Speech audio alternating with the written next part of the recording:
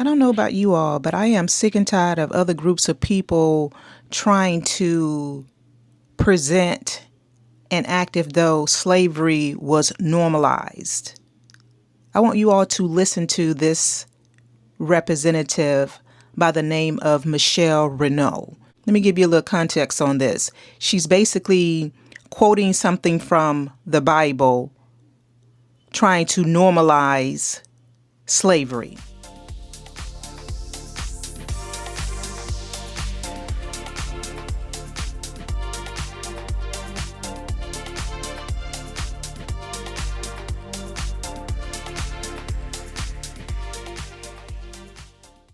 Being slave owners. So, yeah, they shouldn't be judged because slavery was normalized during their time. Here is the verbal lashing she received from a descendant of a slave. Representative Reneau. Thank you for the question. As far as our founding fathers and those that owned slavery, it is important not to dilute history. We need to understand and know what that is so that we don't repeat those mistakes. But the Bible also says that we will be judged in the time of our culture. And at that time, it was a common practice. Not saying that's right or wrong. The Bible actually does instruct those who do own slaves on how to treat them and to treat them fairly and kindly. But our founding fathers definitely believe that all men were created equal, and it was those beliefs that moved us from the position of slavery to where we are today. So this particular legislation does not advocate to teach those things. I think we have many other pieces of civic education that likely does include that, but this intention for this legislation is for that to not necessarily be included. Representative Pearson. It is nearly unconscionable to believe that you just articulated the theological vision of enslavers in this capital in the year 2026 as though it was okay. Because here's your problem. Ridiculous. The Bible, which was written in many different iterations, but is articulating a time of thousands of years ago, was used as justification for enslavement that happened thousands of years later, 400 years ago in our country. Exactly. And so even if you're trying to articulate, as you are incorrectly, that the Bible was somehow giving permission to slavery, that would have been in the era in which it was happening. It wouldn't be used as a theological justification just 400 years ago in our nation's history. But what is worse, and what is deeply disturbing by what you have just said, is not how you are saying, and that was wrong or immoral. There is no question that slavery was immoral. And you shouldn't need a Bible to know that.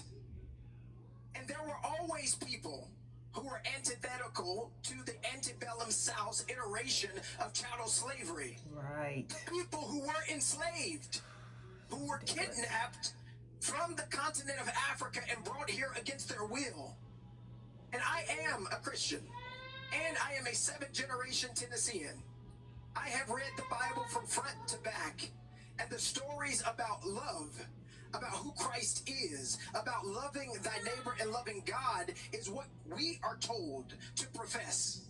So anyone who misused the Bible to enslave people, misuse the Bible to keep people in bondage, they were wrong then as you are wrong now. Exactly. I refuse to support this legislation because the lens by which you are viewing the world is toxic, is damning, is wrong, and is immoral. And you, my fellow colleagues, should do much more work in understanding the history of enslavement and the consequences that it continues to wreak and the barriers it continues to create in this state and around the country. No one should ever be able to use Christianity as justification for the enslavement of people, especially what not you someone say. who has the audacity to call themselves a legislator. Exactly. This is what trips me out and pisses me off with these other people. This woman, Representative Michelle Reneau, her people are Korean. Her ancestors are Korean. Mind you now, if you know any history about the Korean people, they were somewhat oppressed as well. Not as bad as slavery, I would say, But if you know the history of these people, the Korean people were deprived of freedom of assembly, association, the press, and speech. These people could not even go to the same school as the Japanese people. This is what the government did to them, Japan. These people, property was taken from them and was sold off very cheaply to other people.